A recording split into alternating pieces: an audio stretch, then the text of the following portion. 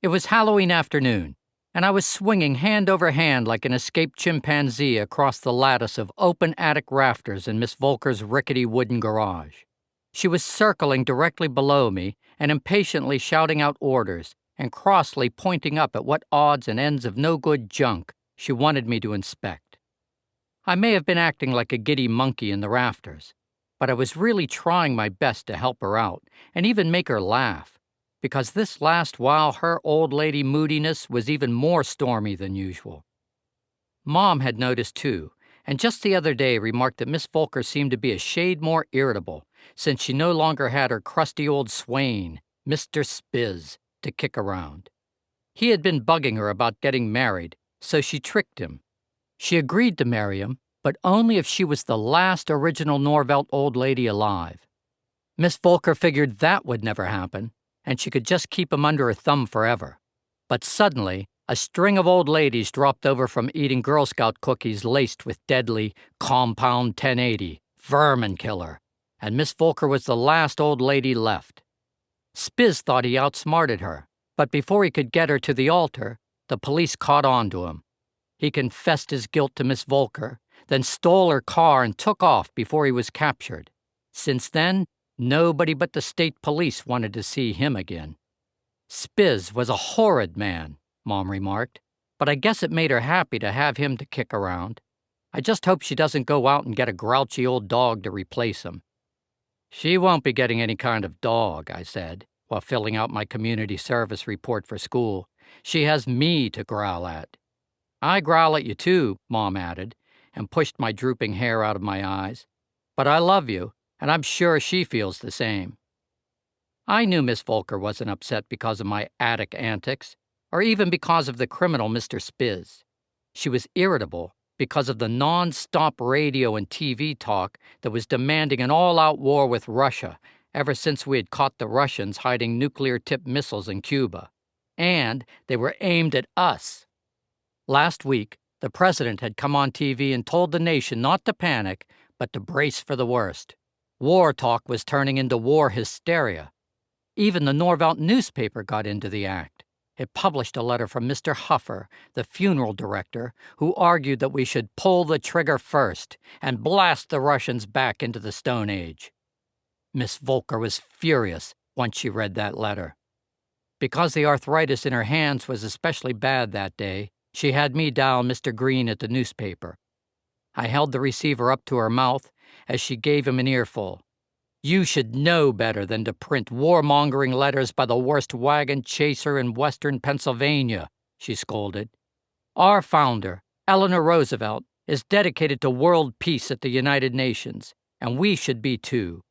If we pull the trigger first and start a war, the nuclear blasts and fallout will incinerate the human race and all evidence of its history. All the wild animals will drop in their tracks. Dead fish will cover the steaming oceans from shore to shore. Birds in the sky will wither and fall like October leaves. Even the nameless things that burrow deep in the dirt will find they've dug their own graves. Mr. Green apologized. Miss Volker hated war. She was as angry as any bomb and wanted to blow war to smithereens. And then, on the morning World War III was supposed to begin, the silver UFO-shaped gas tank behind the school cafeteria accidentally exploded. The propane fireball looked like a mushroom cloud over Norvelt. The explosion blasted a hole in the school kitchen and cracked a bunch of walls. We were in class and terrified by the blast because our teacher had started the morning by pointing at the round Seth Thomas clock as it tick-tocked above the blackboard like a bomb. Casually, she had informed us that the Russian missiles launched from Cuba would begin falling on Norvelt more or less around noonish. But for the moment, don't worry, she advised in a yawning, offhand way. After we finish math, we'll just take our sack lunches and a few board games and head down to the basement air raid shelter, where the National Guard said we'd be safe. Safe as cockroaches, Bunny Huffer had cried out derisively. She was the funeral director's daughter and my best friend, and about as short as a tall cockroach. Exactly, agreed our teacher. Cockroaches will survive anything. but the gas tank unexpectedly blew up before noon. In the classroom, the overhead lights flickered, and in an instant, Bunny leaped up onto her desktop and hollered out, "Russian sneak attack! Run for your life!" Half of the class screamed and stampeded wildly toward the basement shelter, and the other half of us were paralyzed with fear while waiting for the searing white heat of 1,000,000 nuclear suns to atomize our tears and eyes and brains and the rest of us into glowing space dust. I remember staring at my yellow pencil and thinking that it would soon look like a burning candle clutched in my sizzling hand. However, nobody was hurt except for a few hysterical kids who were pushed from behind and fell headfirst down the concrete air raid shelter steps. The volunteer fire department whistle sounded, and within minutes the Norvelt fire truck pulled up and doused part of the rear roof eaves, which had caught fire.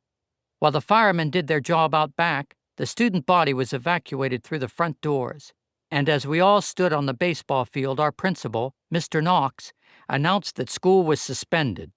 We cheered loudly, but he settled us right down when he shrewdly added, "Your time away from school will not be considered a holiday."